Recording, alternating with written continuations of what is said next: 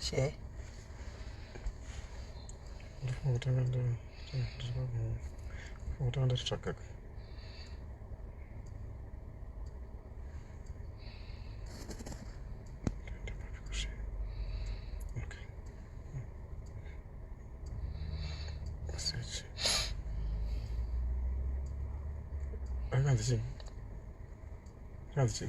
Smelly there is left. Right. I want to like. I'm doing one like one. Okay.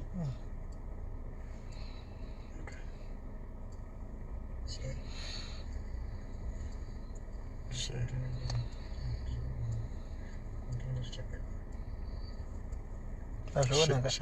to a group, not to a page.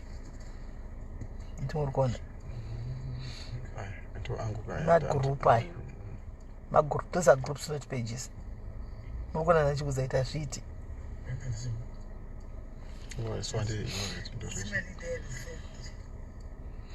Hello guys, hi guys. Kindly share and tag others. Kindly share and tag other people. Kindly share and tag other people. We have a sad story. We have a very, very sad story. Zirikuitika mukurarama muno SA andichika. Guys, it's not easy kuti munhu mwana anenge auya nati munhu ningo oya kuno kuchindi kuchoka green pastures guys. Oya kuzongouraiwa sehuku iri kungochekwa musoro isina sei pakuchekwa kwayo musoro, just like that in SA. Yes, Joyce Ncube zvakangooma guys. It's quite sad. Initially haisi live yandachifunga kuti ndiite iri kuitwa nehanzvadzi yangu yandinayo panapa ndichika inini dzangu live munozati tine dzedu dzemanheru anhasi, but I am with my brother actually. Nhasi varasikira kuRustenburg murika mukoma juru morusai vanhu.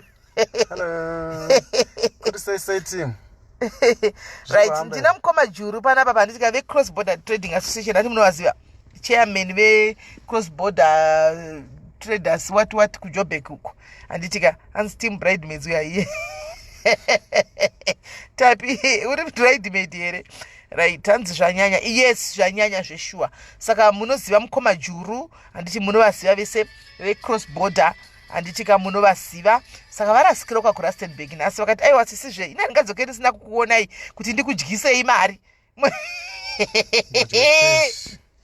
Zvikanzi nehanzvadzi yangu munova kudla keshi modlo chibanzi motoita kudle mari uyai kuno tamanya kana doidoi iri kusure uko tauya.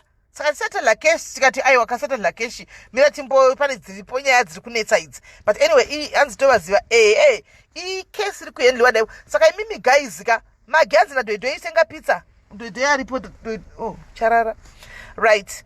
Saka guys imimi chatongoda kuti muite share live muchitega vamwe, share the live and take others. Mune cheje something petis hanzi mukoma juru moroi zviri sei team zvikuhambere, right? Guys tipe iwo ningike scanner check share live dedzai vamwe munzwe nyaya iri panapa. Share live muchitega vamwe, share live muchitega vamwe tinzoti zvakafamba sei, because pane zviripo zvakati zvisiri kunyatsonzwisisika. Saka toda kuti tisvike pamudzi wenyaya yacho nhasi kuti chii chiri kuitika, what really transpired, what ese Ashley kaonza chii chakaitika. Hanzi mukoma juru muri sei? Mukoma juru vari vari kumhoroswa panapa. Hanzi modliroko todliroko koti saita sei zvedu rekati zvidlire.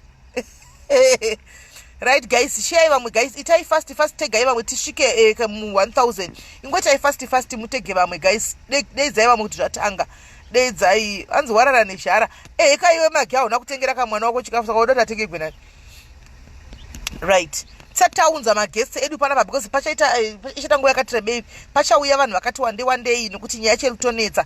Pane mavisions akasiyana pano handiti, but we only want the truth. Tikutsvaga chokwadi kuti veukama vaitewo kuti veukama vaitewo closure. Antimaona kuti vati veukama vaitewo closure.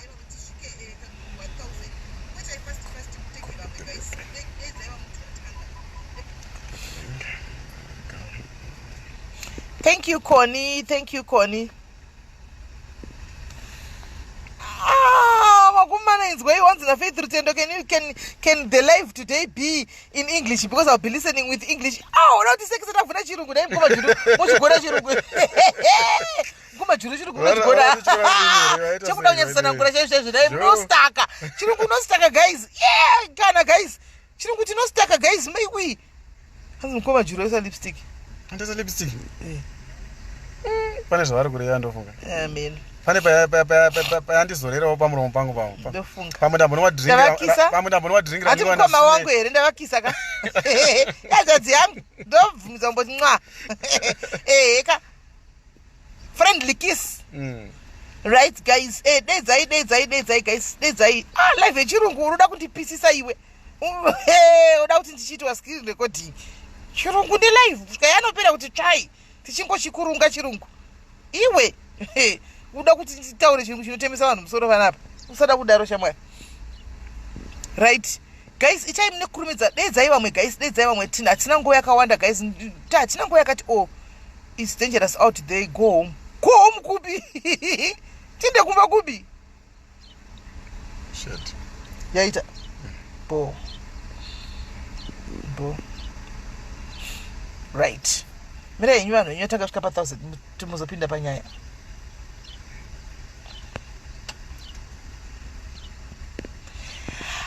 Nano isati zvemafirita shamwari. Takati tikoti varungu by nature sha. Atitomboiti zvemafirita nano. Come on, usaita jealous mfana. Usaita jealous shamwari. Chakara chingori takatongodaro. Antiona. Atiite zvemafirita ibasa chirungu ndokuzoti yaimutenge mafuta moramba. Yaimutenge mafuta hamudi. Yaimutenge mafuta hamuskuda. Motwa indosora. Yaimutenge mawigi moziya totengesa mawigi. Totengesa mafuta. Zimbani ready offer. Ripo.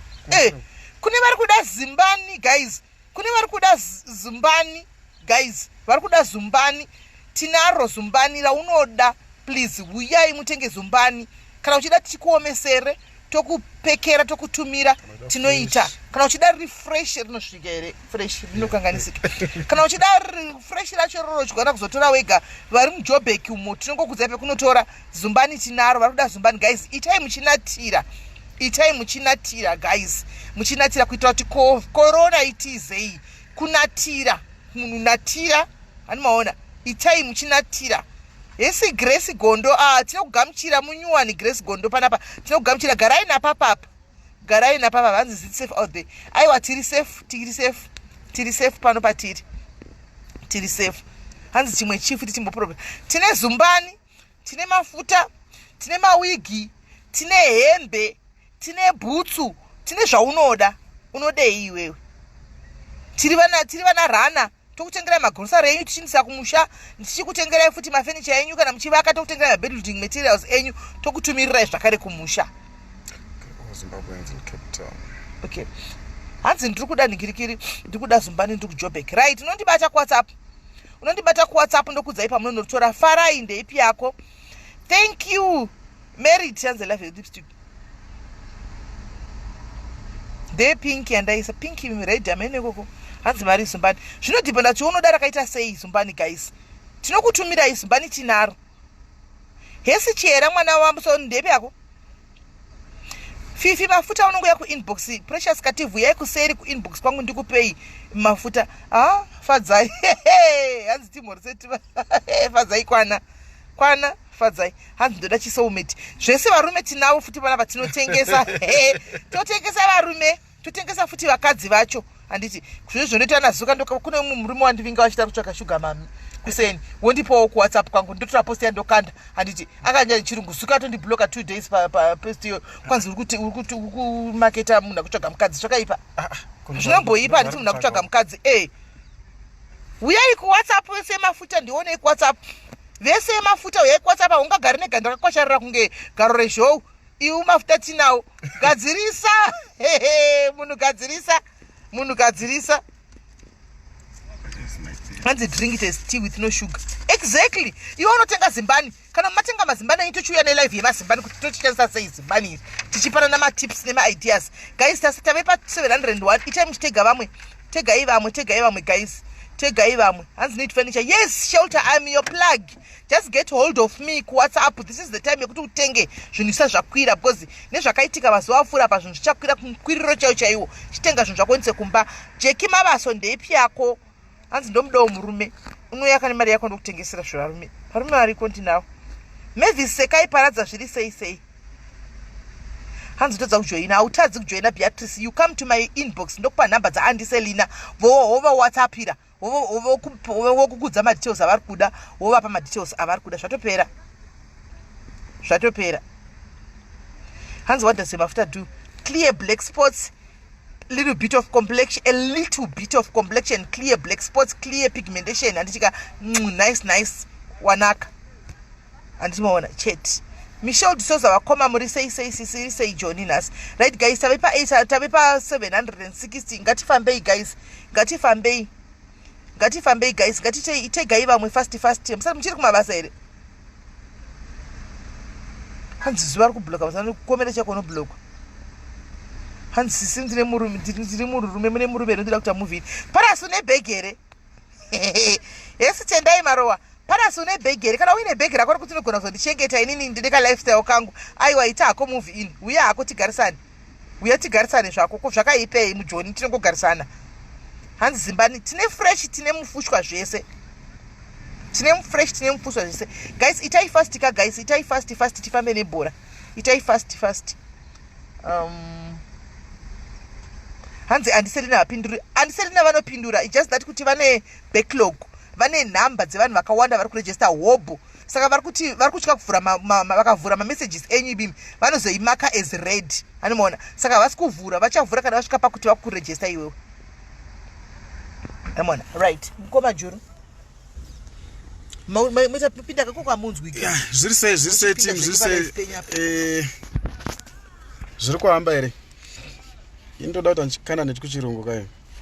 Takazochiziya takura chirungu ichi. Saka kwaitaura nechirungu. Toda tichimbokana nechirungu. But ndikazorasika ndiri papeji revamwe ka.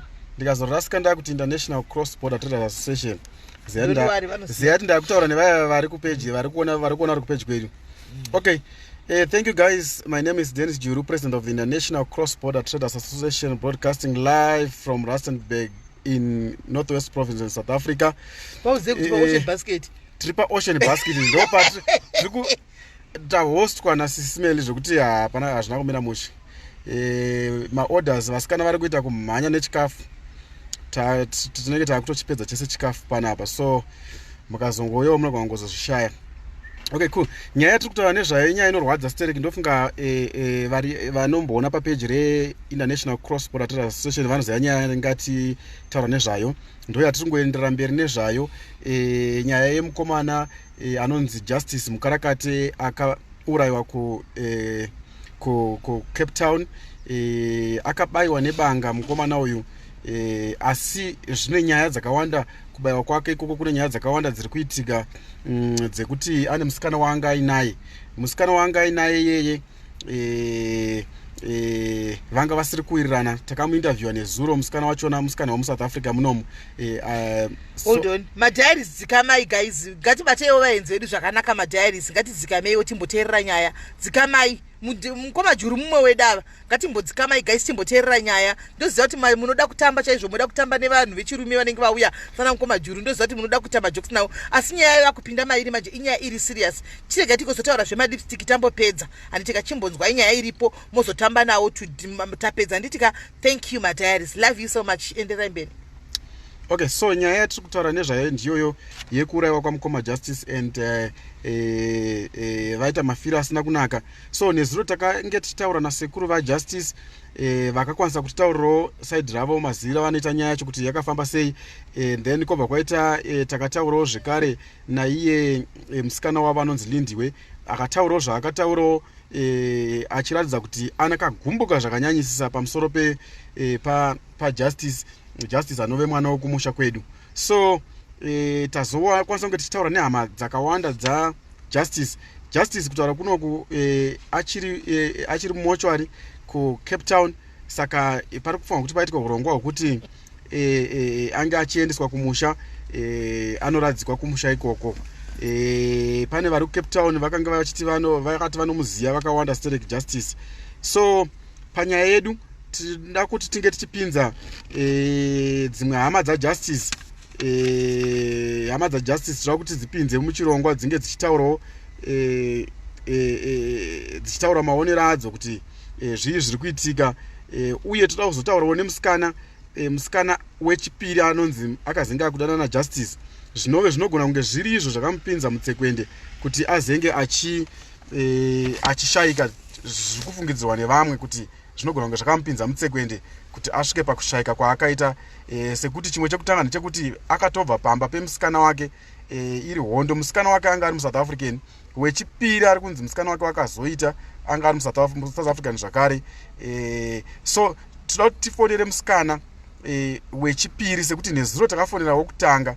So nhasi totambofonera wechipiri. I think musati vatakafonera musikana wechipiri tange mafonera bata yehama timbonzwa kuti zvakafamba sei kune vasiri kuziva nyaya, titange tichivati vafambirane nesu tinyatsonzwa kuti zvakafamba sei, ivo vakaudzwa kuti chii mafiro akaita mwana wejustice, then tozobata yedu musikana. Okay, so regai tifonere hama tinzwa kuti hama dzinenge dzichiti kudii. So takufonera totanga pafoni isiri kunetsa iyi.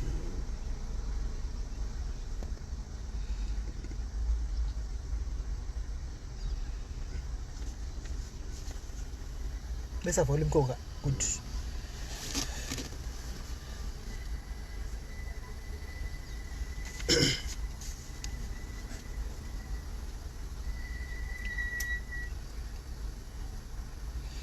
Anzi jasisangane makore mangani? 37 years. Angane 37 nevana vaviri. Anga achigara kuGoodwood. Asaigara kunonzi kwanzi Goodwood.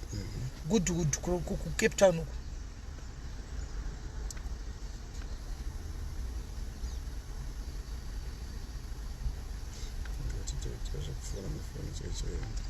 Ndakudza nyaya magesti.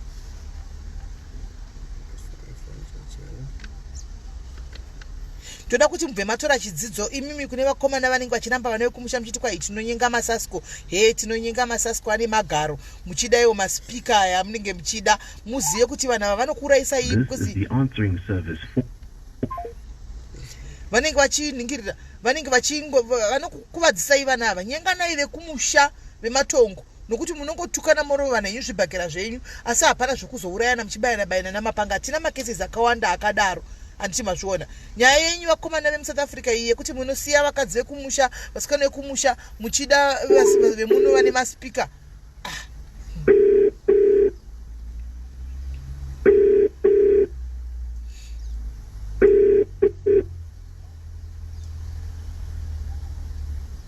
Hello?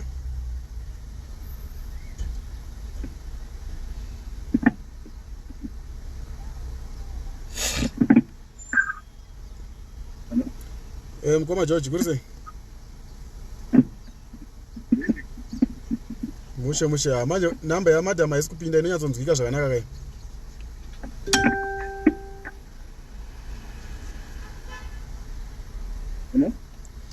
Ndikati namba ya madam inonyatsonzwika zvakanaka ayisikupinda kai. I think one got video for live. That's very bad live. Aye, many chibai ku live yedu zvechindai kufoni yenyu. Vari pa live yedu yo. Obvious, mudheri zasha ikwi notification ngoti ngo anenge amanya pa live. Mainini tiri kufonera ichibata ifoni. Hello? Muringi. Ya tiri kukunzwa. Ngogadzisa zvinhu 102. Hello? Yes, andikwanisa kufona pafoni yavo here. Ndoifona here yakupindira. Yeah, let me. Hello? Rega ndizame kuti ndifone futi. Mira ndikate ndifone futi. Ndifone futi. Imiwo vasikana vekumusha kwedu regai kudanana nevakomana vekunigeria uko. Vakomana vekunigeria vanokutsemurai mapatsi muchinotonyegwa zviupfu mukati menhikikiri zvavo zvavanosvita zviya kuti zvitumike kunze uko, muchishandisiwa nevakomana vekunze kwenyika vekusviba vasina makotsa, muchishandiswa navo. Please, nyenganai kuZimbabwe uko, nyenganai pachenyu, kwairoranai vematongo, nyenganai pachenyu. Zvenyu zvokuti munotedzana nezvikomana izvi zvekunze kwenyika izvi zvisina makotsi izvi zvemasandals zvokupfeka masendosi izvi singapfeki bhutsi izvi, muchisiya varume vekumusha kwenyu, nyenganai.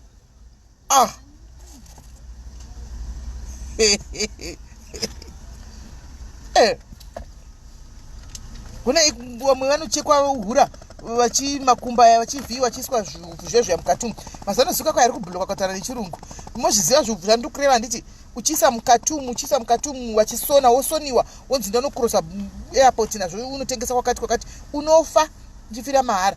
Nyenganai musha kwedu vakomana uko mazimba ariko, chitore chireshe chako chawanonga uko uchigezesa, kana chiri chibhiridha kana chichiva kana chiri chichii, wochigezesa mai mwana, wonyatsochipodogora tsvina yose, wochitengera jini racho rekupfeka rakanaka, wochitengera wochiti chinoluka guys. Munoziva kuti vakomana vakwanda kuZimbabwe vari makwanda kuZimbabwe luki munovasima because havana mari, asi ukamugezesa mari yose inge atove handsome, anenge agezeswa anaka manje. Hello. Mukoma George Burise. Mushe zvirise. Yeah, mushe. Right. Muri kutaura. Andisingaza kunzwika. Makunizwa zvakanaka here? Now you're clear. Okay. All right. Muri kutaura naDennis Jiruwe International Cross Border Traders Association. Ndofunga tambofona tichibvunza tichida kunzwa nhoroondo yemafiro akaita Justice anove akaurayiwa nekupondwa nekubaiwa nemapanga kuCape Town. Imimi tinonzwisa kuti muri mukoma wacho here kana munin'ina wacho. Muchatitsanangurirawo izvozvo. Saka tichida kunzwa nhoroondo bichana ruzivo rwamuinarwo rwemimi pakushayika kwakaita mukomana kuti zvii zvakaitika, uye muri live vanhu vari da kunzwisa kuti chii chingave chakaitika kumukomana.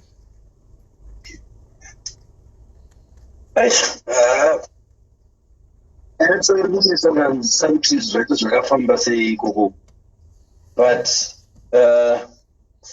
from what I'm hearing live yandakanzwawo nezuro nezvakamenge zvataurwa,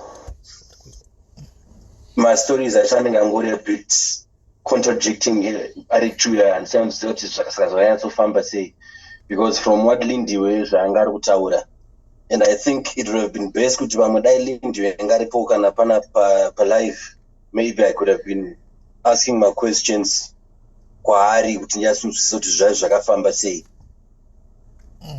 Right, but imimi kusaidi kwenyu muchiudzwa makaudzwa kunzi chii? Well, from what I hear is kuti on a Sunday, I think it was Sunday afternoon after church, there was a confrontation between Pindile and Justice.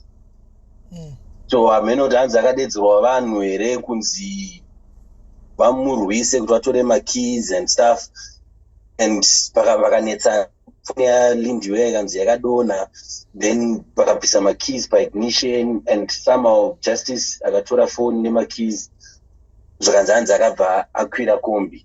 But still it does not make sense kwandiri kuti kana alright abva kurwa nevanhu arohwa okwira kombi masikati machena.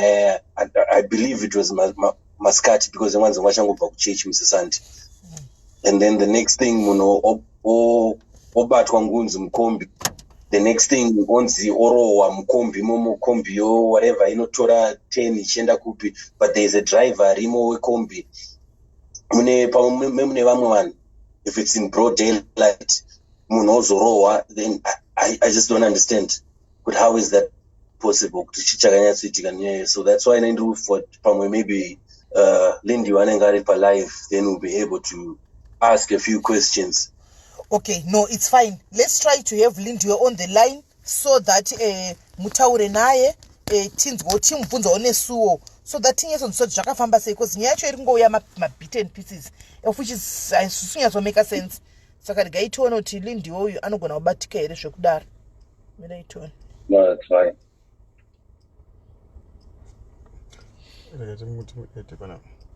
Mugona maede babo. Okay, do it. So chirega mirai mtikufonere neko chaichayo kuti vatigone kumuedha isiri WhatsApp iyi inoedha hamuna nhamba dzako WhatsApp. No problem. edha Alright. Munogona kuedha macall straight. macalls anoita Alright, itai. The story is not making sense, guys. Akabewa maholes mangani.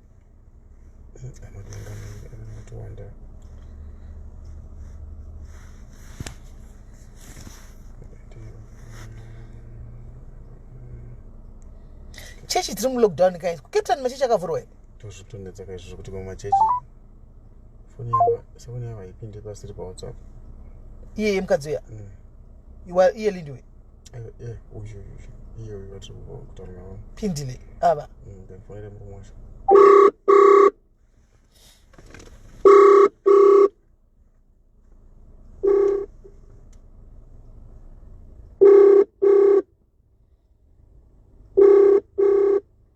No, Lindiwe hasi muzimba. Lindiwe muxhosa. Vese napindile. Mukomana idana nemaxhosa. Mwana uya idana nemaxhosa. Mukomana idana nemaxhosa. Body yake ichiri muna sata tomboenda kuZimbabwe. Body yake ichiri kumochari. Body yake ichiri kumochari. Aidana navo vese vari 2. Andimaona. But ari kunzi aigara ne 1. 1 Hello? Mushe kanjani? Mushe, ngatende kukudze kuti makombi ekuno kundogara kuCape Town kana uchibva kutown uchienda kuBellville iri Sunday anenge ari quiet vanhu vekunokuka vanogona kukubaya zveshuwa. Ini ndikutoziva mumwe mukadzi akakwira kombi vakatenesa kombi chida kuenda kuBellville vakapinda nemumwe mukati vakamutorera zvinhu zvese lakiri havana kuzombomurepa. Saka yemakombi ka inogona kunge ine kauchokwadi kana ari because vanotyisa ndunyeperai. Okay, saka you are saying on a Sunday vakombi anenge ari quiet unogona kutokwira kombi uchienda kwauri kuenda then vototenesa kombi votokubaya. eBellville pane possibility yekudaro. eBellville handi kunyepa chero mukatsvaga munhu anogara kuCape Town kunoko anoshandisa mataxi eBellville munogona kutokwira mune vanhu 3 varume handiti iwe unenge usingatoziva kuti matsotsi kana nemumwe mukadzi 1 iwe bva wapinda uri 1 vanhu vaive vanenge vachitozivana vese iwo ndosiri kutoziyana nevanhu ivavo. Saka asi kwenyu Cape Town machechi akatovhurwa. Aiwa machechi awo haana kuvhurwa. Machechi andikuudza kana paine machechi ari kupinda but isu hatisi kuenda kuchechi. But saka tine one red flag yechechi ka iwo justify kuti okay makombi vanhu vanogona kubayiwa. Tanzwisisa ipapo. Aiwa makombi hakuno kana ari eBellville maSundays pane vanhu vakatomboitwa wastak. Saka ipapo handiziva hangu kungotaura ngoti ndingokudza wangu. Alright, no problem. Thank you very much Kola. Waita basa rigatimbodzwa nyaya dzezvinhu zvakamira sei. Alright. Okay. Alright. Right. Anzi mwari kuti kana ukakwira makombi eBellville iwayo unogona kubayiwa especially on a Sunday because anenge asina vanhu vanenge vachida kubati haana kurobiwa kamunhu uyu. Panondinesa ndepekuti kana vakubaya havarobi here havakutoreri zvinhu here because uyu akawanikwa aine zvinhu zvake zvakakwana hapana chakatogwa ukangobayiwa andimaona hapana chakatogwa saka kana vakubaya havatori here zvinhu zvaunenge unazvo foni like reason yekubaya ndei kana vasingakutoreri zvinhu zvako ndei.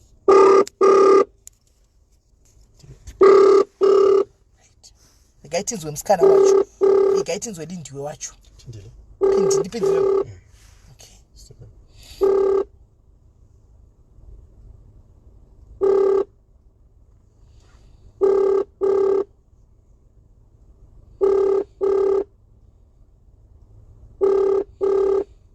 You have reached the mailbox of.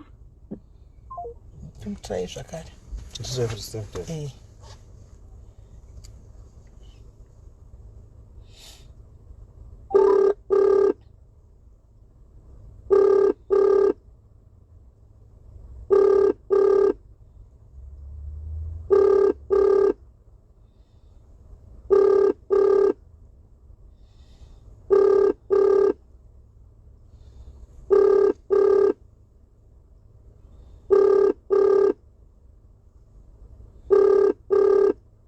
You have reached.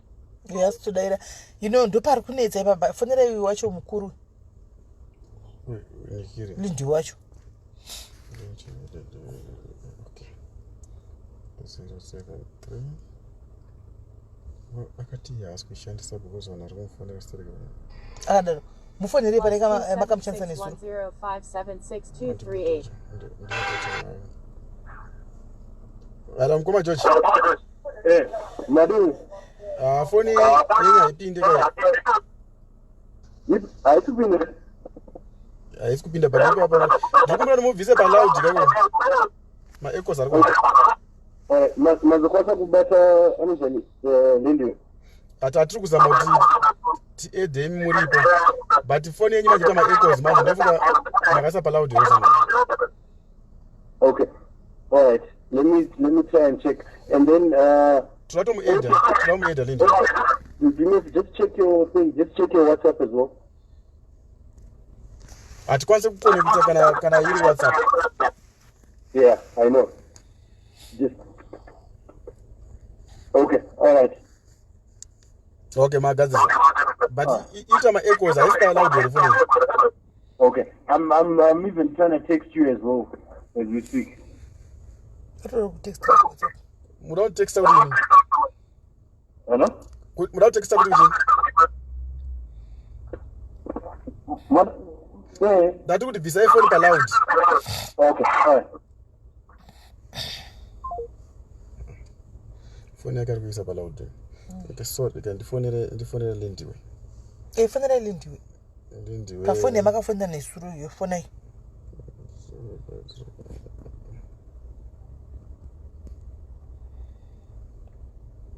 Yes, 379.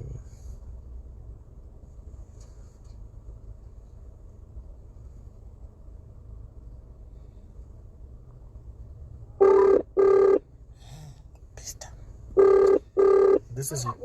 Hello? Hello? Yes. How are you, sir? I'm fine, how are you? I'm good, and you? I'm good. May I please speak to Lindiwe? Sorry? May I please speak to Lindiwe? Lindiwe. Lindiwe, yes. Sorry, this is not Lindiwe's number. Who am I talking to? We're talking to Tatinda. Okay, it's fine. Thank you. Ndisekurwa John. Valindiwe. Vemufi. Cape Town. Saka yalindiwe ndi. Sekuru vakatanga kutaura wewe. Okay.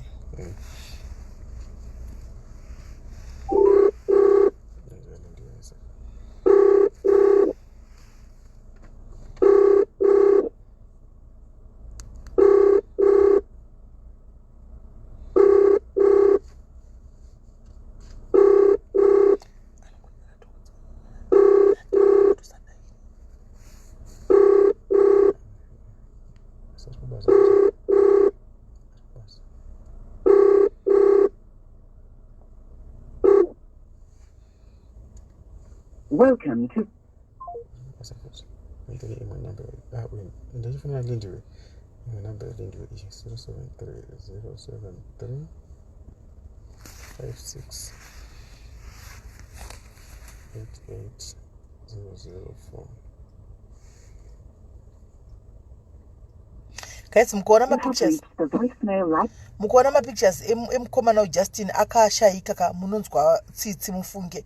Akarara pasi andizi kuti akadona zvimutondinetsawo kana neni mukuona ma pictures ake akadona akarara pasi atoshayika munoshamisika imi guys munonzwa tsitsi ropa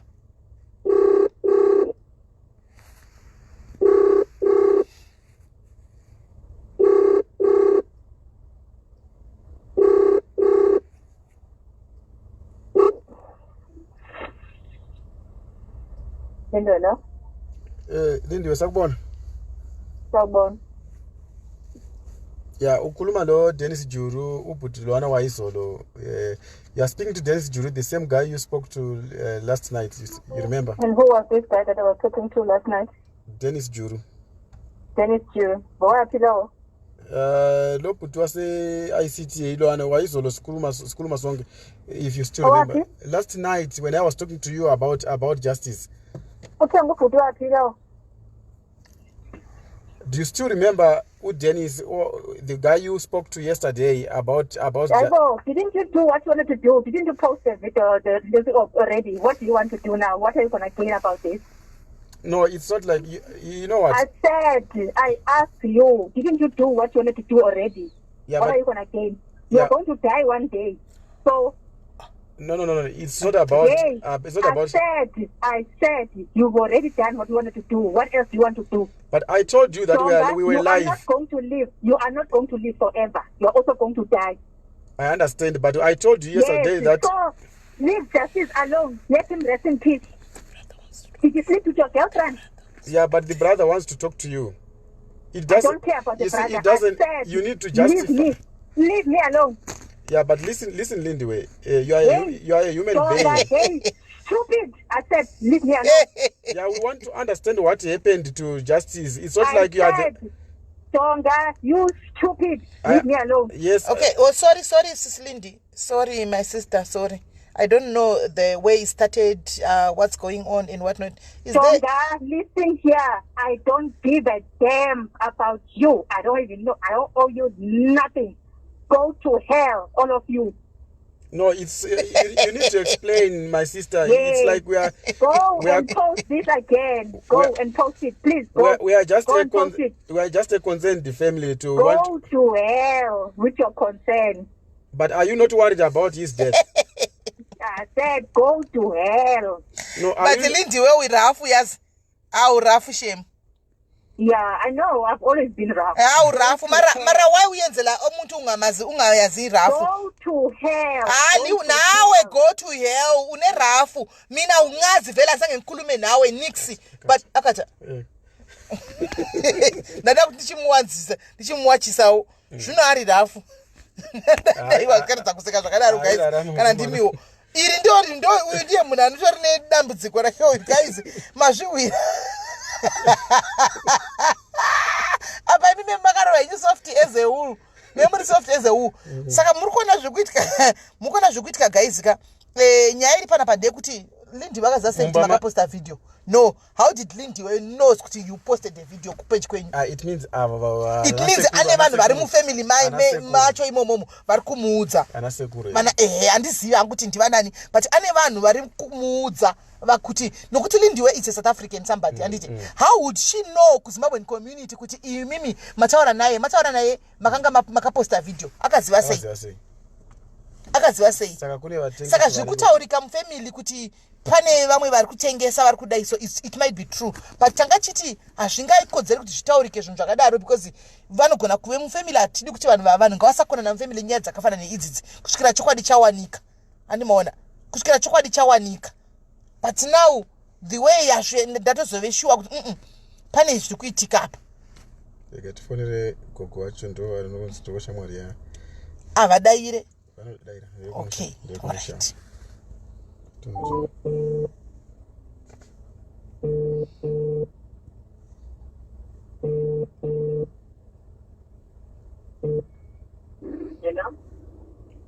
Gogo tawo makadi.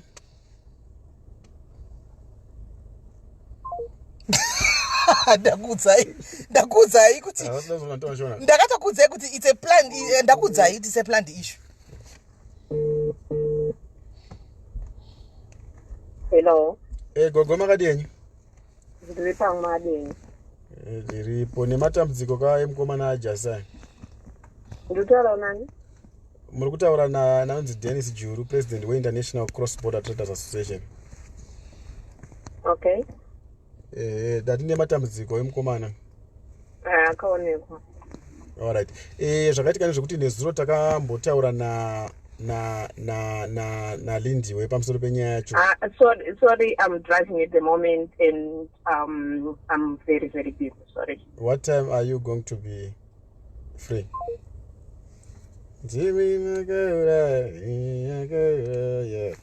Hazvina musha muchazviona. Rega tinzwe wechi2 wachona uyu. Ava vatogara meeting ava.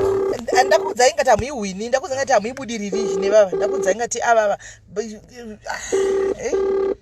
Nyaya yacho yakatooma.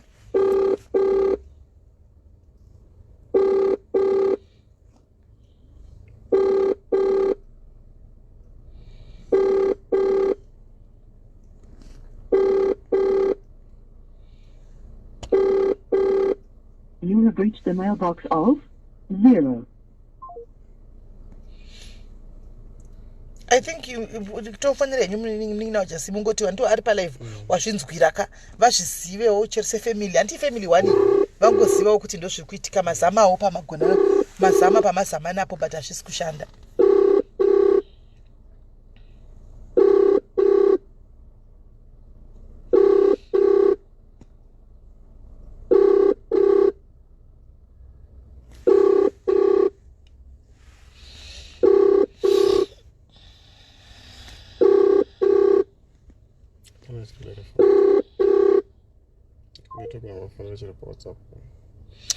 Okay.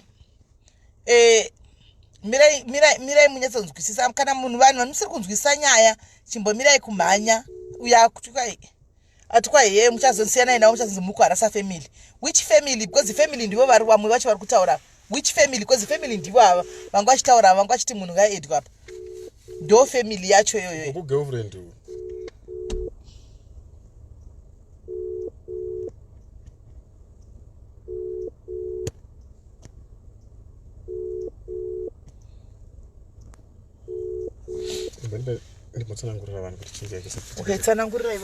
Okay guys, rega ndikutsanangurira kuti chii chakaitika guys. Chakaitika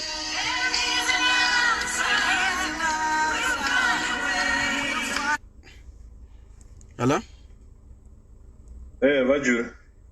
Mkoma George kuri sei? Mushe zviri sei? Mushe. Right, tichitira kufonera vanhu ava kana ari Lindiwe ari kutopopota ari kudya marasha chaichaiwo ari kutoda kudya munhu chaichaiwo. But anyway, it seems like vanhu havasi kuziva zviri kuitika kuti chii chiri kuitika. Guys, rega ndikuexplainere chii chiri kuitika. Pane mukomana anonzi Justice mukarakate akafa kuCape Town mashure mekunge anetsana nemusikana wake anove muSouth African anonzi Lindiwe. Wamabva kufonera uya wandabva mukuffonera akachipopota uyu ndiye musikana wake wachona waaidanana naye. Musi waakabva kumba ikoko vanetsana akadedzerwa vanhu vakange vachirwisana naye vaida kumutorera makiye mota yavanga vachisenzesa. So zvakaitika nezvekuti aenda akabva anobayiwa nemapanga ndo matauro wazvita kuti akanobayiwa nemapanga akazodzoka achiti anga aenda kuhospital pasina anga achiziva kuti Justice anga ari kupi. Justice ndiye mwana wokumusha kwedu. Azodzoka akadzoka aine mavanga aine mabhandeji akadzoka kumba kwemusikana uya waanga anetsana naye. Achisvika kumba kwemusikana vakataurirana akakwanisa kuti anga achigara naye. Vagara nemusikana South African uya anonzi Lindiwe. Zvakazoitika nezvekuti pasina mazuva Lindiwe anoti iye abva kubasa akasukwa naJustice akarara nekumeso ndopakabva azoziva kuti Justice akanga afa. Asi Justice akanga atobva kuhospital atopiwa mamedications. Hazvina ari kuziva kuti kuhospital kwaakaenda uko hapana kamuvhizitira, hapana anoziva kuti Justice akaendeswa nani kuhospital zvakafamba sei, hapana ari kuzviziva izvozvo. Musikana uyu vanga vachinetsana. Even now ukataura nenyaya yaJustice ane achipopota nayaJustice asi iye achiti akanga akugara naye vanga vamuregerera. Nyaya vanga vachirwira inyaya yemota kuti Justice asashandise mota yaLindiwe ino mota yanga yatengwa nemusikana. So ndo nyaya yedu ndiri kuona kuti vamwe vanhu havasi kuziva kuti nyaya yedu iri kubva kupi kuenda kupi. Right, ezvinezvi online tine munin'ina waJustice kuti atitsanangurirewo zvaanokwanisa achititsanangurira, asi tambotaura naye akambotitsanangurira matsananguriro aaita and then taachizama kuti tiedhewo ana Lindiwe kuti vatsanangurire kuti zvakafambawo sei. Asi Lindiwe ari kupopota ari kuvava zvisingaita ari kudya rasha. Atotaura iye kuti inini achandiuraya. Saka makangonzwa kuti ndafa mongondiitawo konde mongoisawo 100 rand apa muri vangani panapa muri 1.1400 mukaisa 100 rand kana 10 rand inokwana isusu tiri muJoburg 10 rand inokwana inoita 14,000 ndotakurwa ndoenda kumusha. So mukoma George imi muri munin'ina waJustice handiti? Ndizvozvo. Handizivi kuti manzwa here Lindiwe ari kupopota chaizvo ari kutaura kuti ari kutouraya neni. Ndisina kupanzwa hanzi kudii. Ari kupopota ari kuti siyana nenyaya iyoyo neinayo kudidi. Saka ndazofonerawo mbuya vari ikoko kunavo vanoratidza kuti ndo varoratidza kuti vane rimwe chete naLindiwe wacho iyi. But isendangobvunza Lindiwe kuti angoti jekesere kuti zvakafamba sei and sezvo ine ndiri kuno since ndiri kuno kuJoburg ndaida ngo kuti nyatso understand zvinhu zvacho zvakafamba sei. That's all zvadaida ngoti tingomubvunzo nemubvunzo yandinayo and ine dzimwe hama dzedu kuti vazonzwisa kuti zvakafamba sei kushayika kwemukomana uyu, because all of a sudden tikangonzwa kuti mukomana haasi kuwanikwa, then within a couple of days the next thing aunzi mukomana azouya, akazongouya the day before, the following day takutongofonwa kunzi mukomana akashaya, without even being notified kuti no mukomana akazodzoka kwaanga ari kana kuti chii. So it's something zvinorwadza kuti munhu hausina munhu ainzi ari kushayika, the next thing ozongodzoka, then we're not even notified kuti adzoka. The following day kwakuzonzwa kuti munhu awanikwa mumba akadonha ashaya. So I don't know, to be honest, it's not feel right. Saka nyaya yakaripotwa kumapurisa here? Ndonyaya ndisitomboziva, because isusu we never got to speak naye. Hatina kupasana kumbotaura naye. But indoda mubvunzo wangu ndewokuti mapicha ndaona akadonha, anditi akarara akachitonzi akatofa, anditika ari kunzi akaurayiwa nechii? Mavanga emaronda here, kubaiwa nebanga here, oro pane something chakazomurayawo? That's what those are answers kuziya, and those are still to understand even up until now. There is no clarification on that. That's why they don't lindiwe kana aripo pa phone like zvanga aripo nezuro paenze ngari pa live. I wanted to ask you those same questions. What happened? Do you think kuti maronda, because he are in healthcare, so I want to find out kuti akaita sei maronda here, akaita kuti pamwe ainga ne internal bleeding kana kuti. But from the look of things, inini hangu sekuona ndakatumirwa picture yake the day atakafonwa chinzi ashaya, tichitumirwa body yake akarara pasi. It's something yokuti even anybody munhu ari kunzi akadonha ndobva angora akadai. So it's something chingori hazvibvumike. The way akarara pasi hazvitoti munhu akadonha pasi oramba akaisa musoro pasi maoko kuti I don't know what to say. Postmortem iri kunzi yakaitwa here, pakaitwa here postmortem kuti yapadetermine cause of death? Ndakaitwa, but take at least about 3 to 4 weeks kuti ibude. Right. Saka imimi ndipewo period pari kunzi akabayiwa nebanga nevanhu vemutaxi mukomana ushu, nekuzodzoka kumba chinzi ambonogara muchipatara, nekuzonzi adonha ashayika, pakaita period yakadii? Okay, to be honest with you, sekunzwa ndiri kuita kunzi these things zvakaitika I think muswa 28, is it 27? I think muswa 27 of June, and if I recall correctly, I think though Dehera akaita president's speech, right? 27th year. Then isusu we only got to hear postmortem Sakabai wakaita say muswa 5. Muswa 5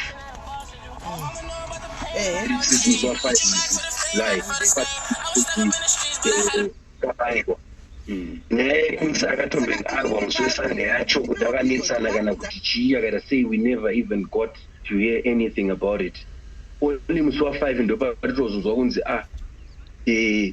Justice akabayiwa and engatori muhospital akatumirwa mapictures ake nehembe dzake whatever, but mapictures aya engasiri kuti ari muhospital.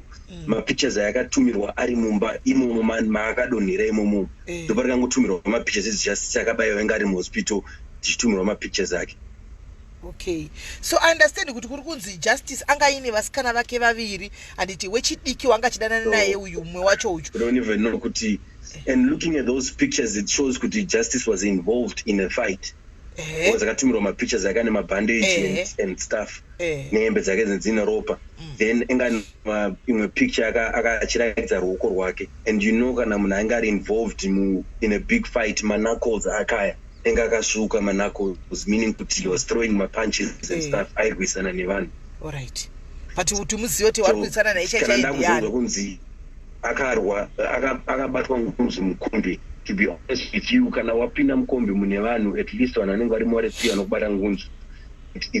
it's difficult for you to fight back mu-taxi nevanhu vaya because unenge wakagara pasi one vanokisira banga or whatever, so you've got no chance of turning around or kutanga kukanda zvipakera.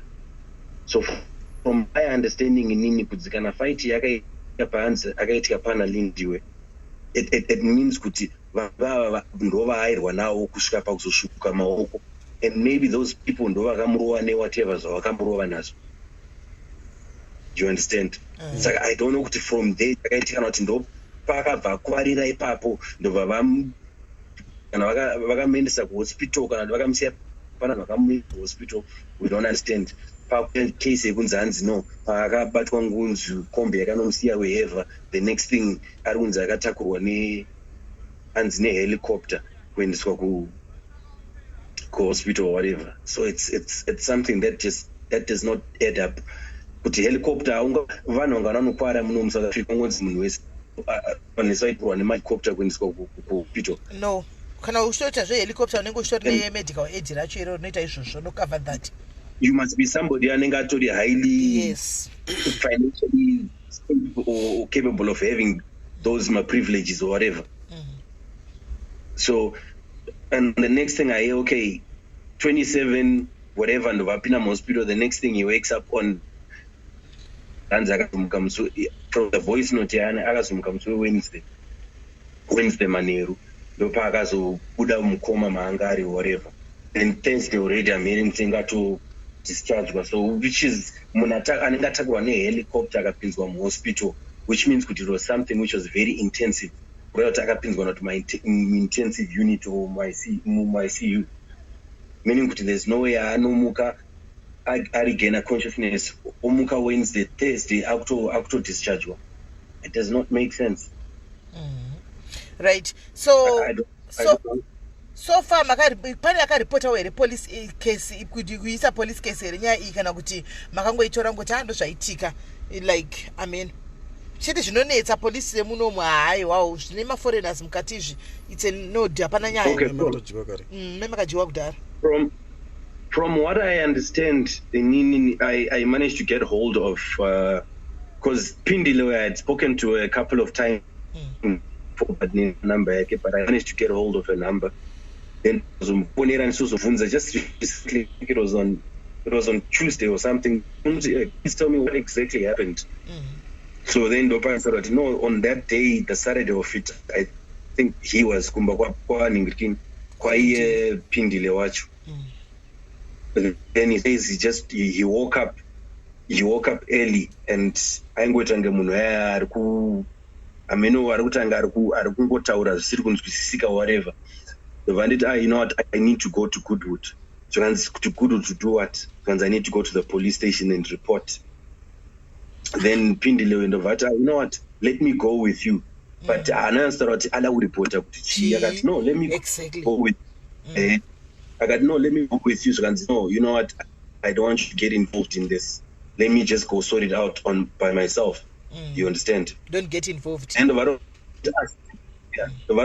since usina phone yako, let me give you another handset, a phone, so at least I can be in touch with you. You understand? Because she even went to my police. She was there looking for him. Pindile. But it's about Pindile, exactly. And it surprises me kuti kana iye lindiwo wacho akaziva kuti munhu uyu whatever kana kuti hapo pamba whatever anambomutsvaga or kumboenda police. But I just don't know. I don't know seriously. So that's why I just wanted Lindy kuti auye pa live. At least we can be able to ask questions with what really transpired. Okay, dai isiri WhatsApp tari chigona kumuedha futi tomutry futi zve, but problem yekuti WhatsApp yatiri kutaura nemi nayo data achitaura nemi pasiri pa WhatsApp time edha monzwa achitaura. Anokwanisa kumufonera iye pindi kwacho. Yeah, try and call. If you can try and call direct, then mom Ada, then we hear what she says. But the number yatutaura nemi ya 081 ya haipinde koja chaiyo. I don't find a print about my phone. Yeah, 081. Yeah. Yeah, what I try and then to in the Lindy. All right. Okay. vari kubvunza danzi lindi wena niki Ani uyaruti kwa mwene wake unayu kovakwana pa unondisekezerei naiwe mire muone komiti yake pana tete mwene wako sorry yesimeli kana mwene wangu wari kuona ndati sidodi shakoma madari ziya bodu Hello? Zoba. Wala chirega ndi edeni giri. Ndede anonza ni lindwe. Ya lindwe tati ndebizire. Ndena ina 620. Ya lindwe. Ndi wacha kudairi. Ndi mata chakudairi. Ndi dairi muna asika gunu kunyarara wewe. Wacha kudairi buya. Ututukwa kunzi go to hell. All of you go to hell.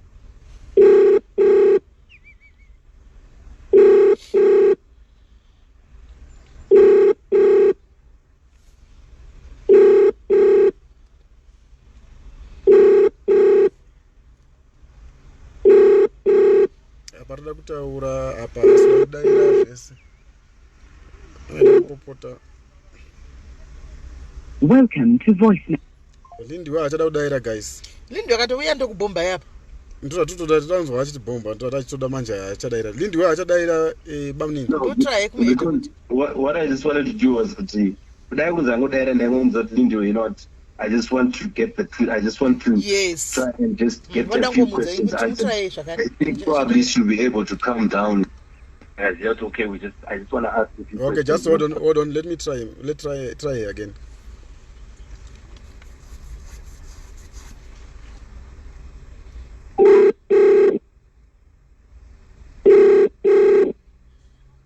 Don't try him. Get him for the land.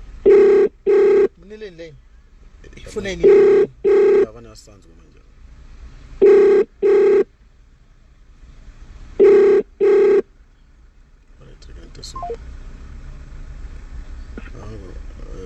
Asikudaira but regandi zvikwari wana iri kurova. Ndaramba chikonifonera kudai so nyaya dzakadai idzi. What's going on? Unokuzoita zvinhu zvokutuka kwa munhu ka pafoni unokuzoita zvinhu zvokutuka but hana inenge chibika mananga kuti varamba chingozvinhu zvaramba chingofona vari kuplana chi vari kurongei. Hamna kuona anonoka kukata kama unoita anonoka kukata. Hana inenge chitorova. What is it kuti chi? Hana inenge chitokia mananga. Nikigiri ndoita seya. Ndoda kumufonera neLendi ka zvino Lendi yachona iri mufoni imo mwechete imo. Let me try to call neLendi sekuru. Bamnini. Anofunga kuti ndewe FNB. Anonzi achuru. Baba. Anonzi SIS MELLY akwanise kuningirira here. Kumfona namba yawo kuti because yana. Ungotora kuti you know what the brother just wants to ask. Bate makadara anokunzwa imuno munzwa mubva mangotaura naye ipapo fast kana kadaira. Adzima ndiyo. Esiri. Yake ndepi? 084 06261 depends 62 61 33 973.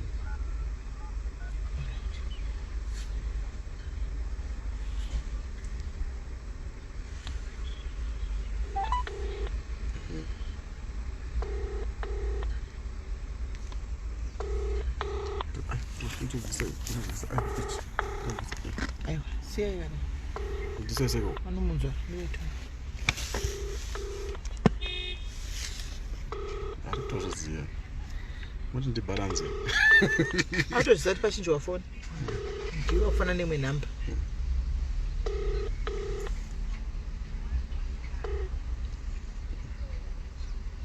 Welcome to voicemail.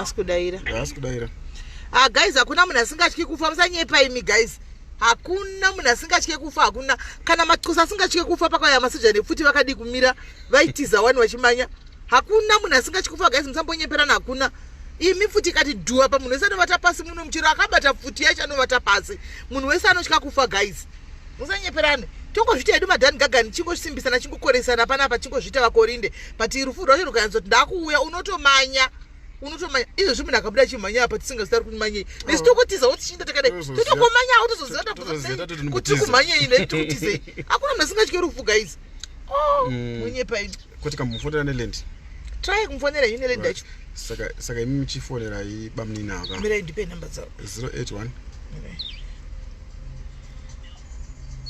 mamuchitotombofonera 081 583 4548 right chitangai mamunhingirira imi ndoda kuti ndigandai basa chitangai madrop ndadropa bana chivafonera ndakufonera lendi tiona kuti hadeirira anaitoti pamwe vanhu vatamupa chikwereti yakuringani. Welcome to voicemail. Please leave a voice. Yadzimwana kuti zvinganetsi. Nai, nguva moboys. Nguva moboys atakura to every day. Welcome to voicemail. Daily atakura to namo boys. Achinza kumusha ari kwachizviorera asi mubvunze kuti haatli kufa here. Aka rufu kukauya anotomanya. Nguva moboys hamuchi kufa here. Hamuchi kufa. Every day today zvinozviona zvimwe zvakanyinama zvimwe zvakafa zviri peaceful zvimwe zvichiseka zvimwe zvichidi mukachi rufu gwakuya kwamuri chako chako munomira here imi kati munotomhanyawo bara kuti zvakuya kwangu rufu kunotyisa guys ngatisanyeperanei rufu gwakangooma so ngatimbotry uyu musikana uyu ari kubasa ndo problem musikana wechitushu asi tokumbira kuona foto raanhingikiri ndingi zvinozoita here hazvizoiti ndikutadze picture rake ini handinawo angato ndinoda kungwarisa vakatofonera ana pindira kuti kuna vanhu vari kunetsa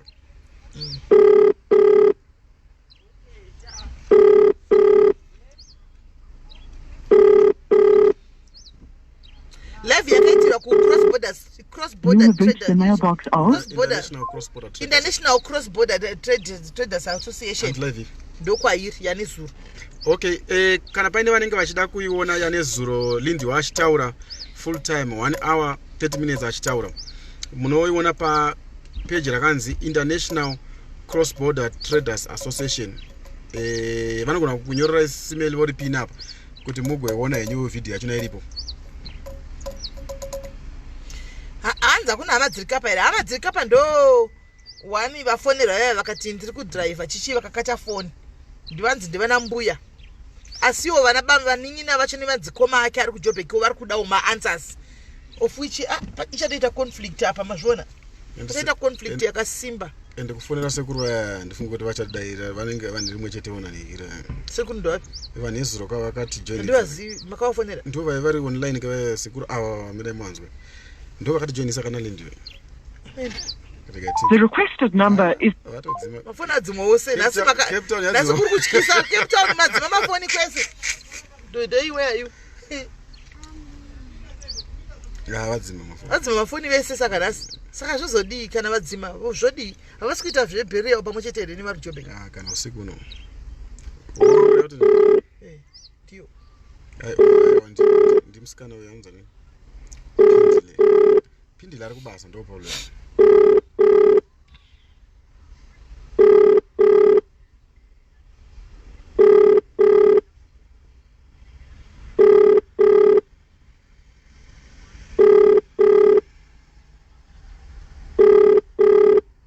You have reached the mailbox. Okay guys.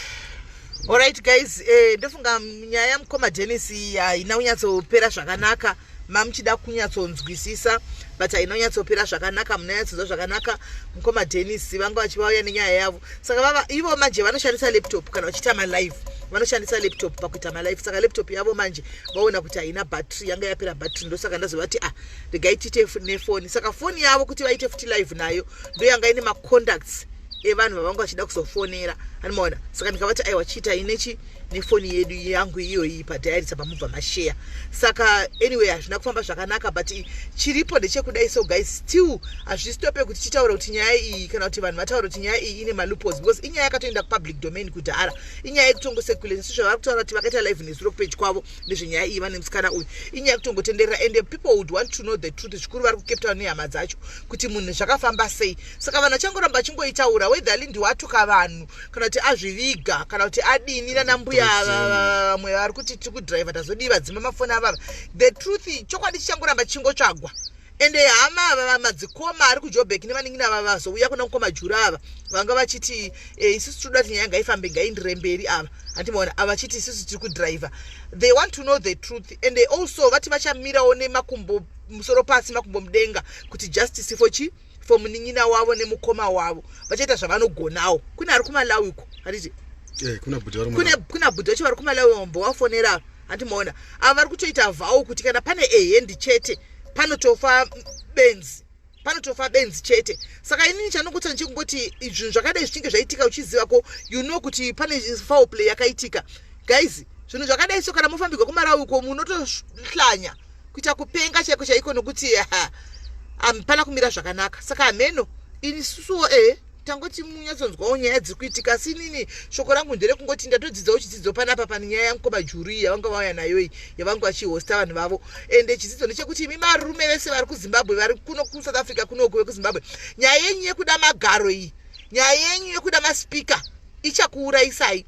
Siyanai nekuda maspika. Handi vanhu vekuna nezviwesti zvidiki nemazispika kati ncho zvinoyo kuZimbabwe nemajijotengika vakaplasi vakarokwa kumashure kune sandu handimaona. Saka vanhu vanenge vachida iwo maspika ekusurisa aya anga akazara kumashure uku handimaona. Spika dzedza dzinouraisa vanhu vemuna ava kana vatovhunduke kuti he munhu azofa munhu kunoku anofa sehuku. Guys, dzidzai kunyengana vematongo murarano vematongo handiti. Imimi vasikanawo kana muchinyengwa nevakomana kuZimbabwe handitika, please make sure kuti munodana nevakomana kumusha kwenyu kuti munozivana, munotaura shona, munonzwisisana handimaona. Izvi zvokuti munoda kutsvagana nevakomana vemasasco vemuno kana kuti manajimbi kana kuti dzimwe nyika idzi vanoda vekunyika kwavo ndovada kuroora. Ima vakuroori vanongokudlirai musaga senzungu handimaona, munongodligwa musaga senzungu. Saka changoti chidi muzive chokwadi. Itai zvinhu zvenyu vana garden boy vakomana vamunoramba vasikana kuzamba muchida vanhu mbinga handimaona ndo vanotogona kuzoita vana husband material ivavo. Chero umwe akazoita ke musika wasanenge achiziva kuti aiwa ndakagezeswa nemunhu uyu, tora munhu wako umupukute umugezese, umutengera underwear, womutengera masokisi, womutengera hembe zvese handimaona, womugadzira hantimazviona, womugadzira zvakanaka naka woita munhu kwai anoziva moti anozonyanya kupenga zvokunyasoti azoziva here kuti ini musikana uyu ndiye akanibvisa kumatopi. Tangai mose life idzi guys, kana zvichiita tangai mose Gilbert achibuda akadai achinovaka iwo uchinda kunokorobha wakadai handika moita life dzenyu handiti. Musandipikisa, handisika kupikisa ndiri kwamudumbu, handisitobada kupikisa ndiri kwakudzai handimaona.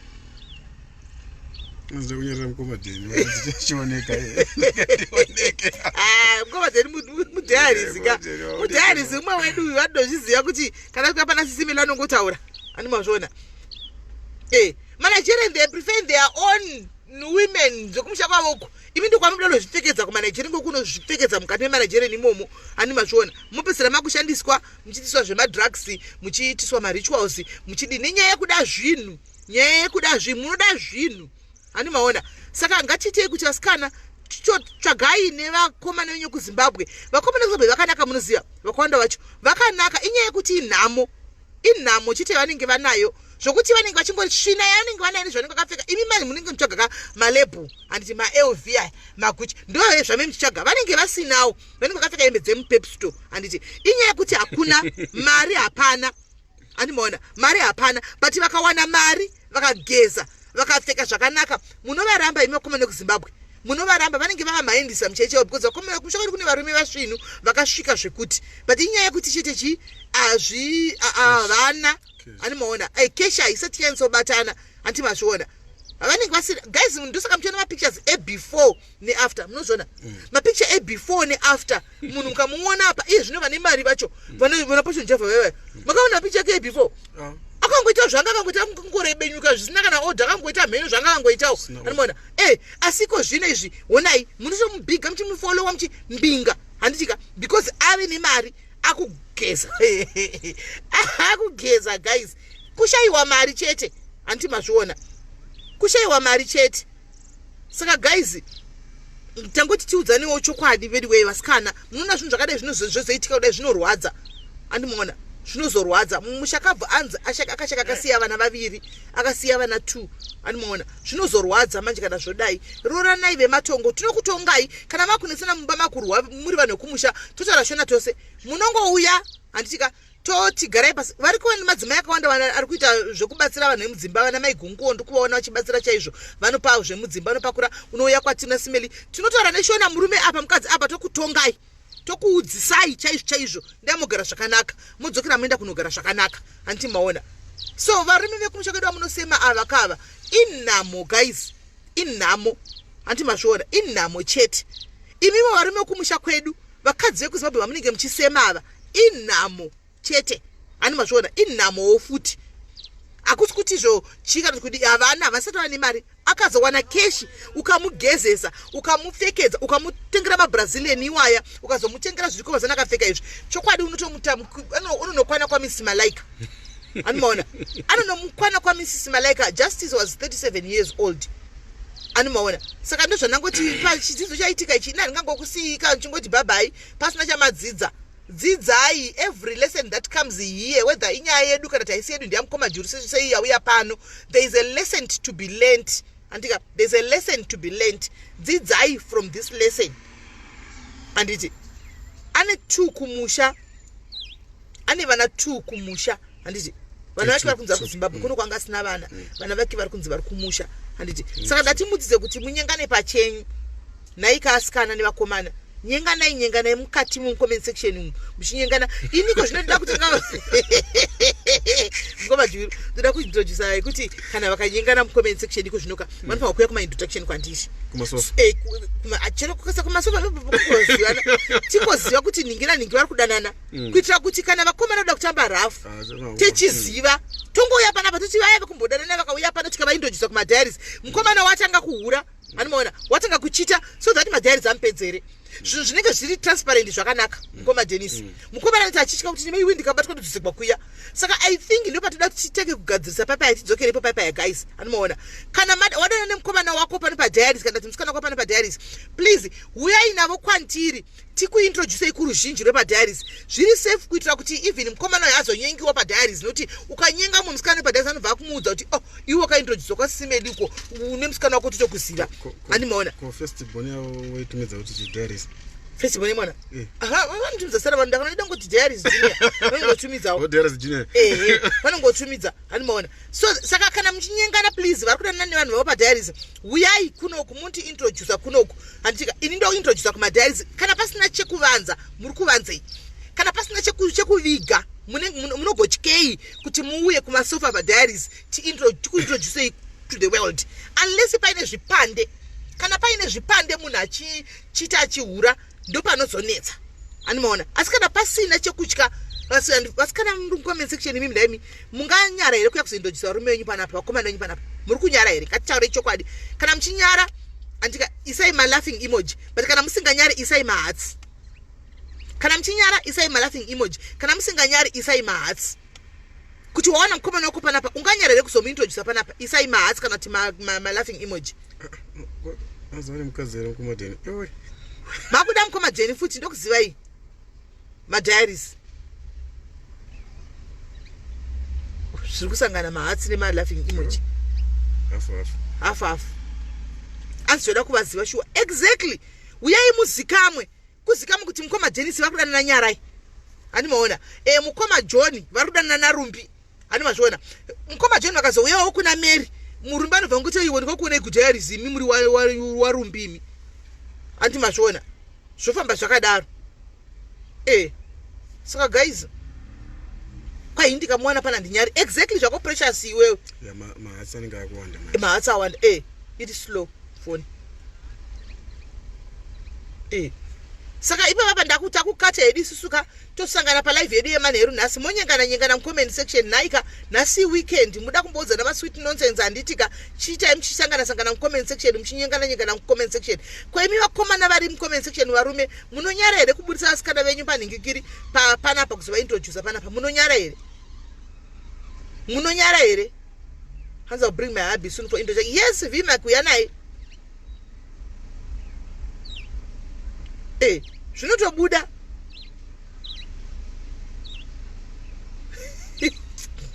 zvaangizavaburi kunyani hazvinyadzisi kana wana munhu wako hanzi isisimeli apa pakazara vakadzi William pano pakazara masingu manje pano ndo pakazara masingu vakadzi vanhu varipo asi majority masingu vana Lorraine mukunda masingu lava anzovhura WhatsApp group remasingles single and tizozvikwanisi pressure yacho inozotinyanyira pozopesa kuti zvinhu zvisina kumira zvakanaka kuWhatsApp group apa group rinopinda vanhu 250 akopesera kusina zvinhu zvakanaka zvinoita guys tanaidza munosvikira naika tanaidza munosvikira so guys isusu hanzi mwana akapfeka juice anaro juice rake anaro jacket rake kumashure wabvisire why did you remove the jacket it's what okay saka guys isusu takuinda tobatana time na 7 anti ndangoti ndidaridzewo chikamichi nhasi ndine hanzvadzi yangu kuno kumukoma juru mumwe wedu mudiaries imi varume vechidiaries ndezvamunofanira kuita kana mapinda muRustenburg muna sisimeli muno munofanira sisimeli zvinoita vana mukoma mobase zviya tosangana nevamwe vanodaro tosangana zvedu tiseka zvedu tiri vanhu vamwe chete handiti izvezvi mukoma juru vakanza kuti sisimeli varwara kana kuti vafa vanotouya handitika vanotouya because ndi brother vangu vanotouya kuti matisisimeli regai ndisvike kondoziva moboys andokudza kuti regai ndiende kumba kwasimeli ndinokuziva antimoda because vanhu vanotosvika ini hangu nditori more comfortable nevanhu vechirume vanhu vakadzi because vanhu vechirume ati havamboitima izvo zvikupa zvandasangana kubango havamboitima kuwa tichingotaura nyaya dzedu dzekufacebook havana nyaya dzavanhu dzavanotaura zvo vakadzi mukomajuru pakaipa but zvisinei vakangoyawoka vakafana tinongosanganawo anditika shanyiranaiwo muchishanyirana muchidaro kuchanga kweukama indikanonzati mukoma wangu ari kurwara ndotoiti ndepapi ndotosvika handimona because yatove hama yangu ndo chinonzi rudo rwacho ndo runonzi diary yacho yoyo handitika tichingoenda takadaro hanzi mukoma juri is married ngavazvidavirire vega ina handizivi ina handina zvandingataura ngavazvidavirire vega ndo vamuri kubvunza hanzi again the brother iye mukoma Gordon yes indeed mukoma Gordon is a brother zvesure hanzi vanhu vechirume hobo vazere varume apa varume vakazaindovataura navo kuWhatsApp ndozviziva kaini inini vari free ka varume badiarisara ni kuWhatsApp mashofe vese vari free kuya kuWhatsApp pamwe tichitaura nyaya tichimbokunyaya tichiseka saka ndiva ndozviziva kuti vazere vakomana apa paWhatsApp apa saka guys hanzi one love yes one love sister one love saka mukoma juru vane page rinonzi nyorai page renyapa maripinda page rinonzi International Cross Border Traders Association regati nyore mubva maudza toita nezvei so that vagone kuteverawo international cross border traders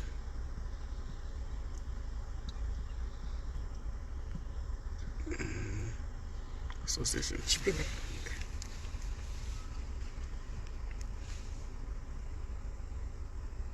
Jaiwana mukomeza chimamanyira anenge achiita todzokera nei kumashure izvo udzai uyanyore uyu Lindsay asiriye pane admin ari kupinda mucomment section asiri yanyora itai admin apini admin ndipinirewo kazitara mukoma recross border admin iro